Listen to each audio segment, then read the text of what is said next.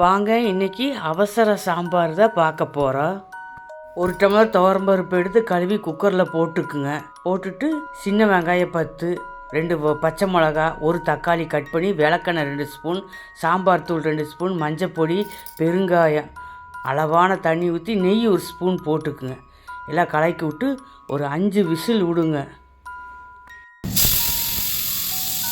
பருப்பு வெந்துருச்சு. நல்லா பருப்பு அமுத்து போட்டு நல்லா பருப்பு கடையணும். நல்லா கடைஞ்சி பின்னால் 1/2 லிட்டர் தண்ணி ஊற்றிடுங்க. தண்ணி ஊற்றி நல்லா கலக்கி விடுங்க. கலக்கி விட்டிங்கன்னா கரெக்டாக இருக்கும்.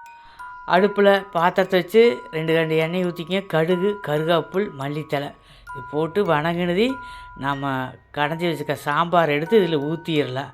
ஊற்றிட்டு தேவையான அளவு உப்பு போட்டுக்குங்க. நல்லா 2 கொதி வந்தது சாம்பார் ரெடி ஆயிரும். சாம்பாரில் பெருங்காயம், விளக்கெண்ணெய், நெய் ஊற்றியிருக்கோம். குழந்தைகளுக்கெல்லாம் நல்லது. நீங்கள் தனியாக வேக வச்சு தாளிக்கிறதுக்கு லேட்டாகும். இப்படி செஞ்சிங்கன்னா சீக்கிரம் செஞ்சிடலாம். சின்ன குழந்தைகளுக்கு காரம் இல்லாமல் இருக்குது, நல்லா சுவையாகவும் இருக்கும். நீங்களே ட்ரை பண்ணி பாருங்கள்.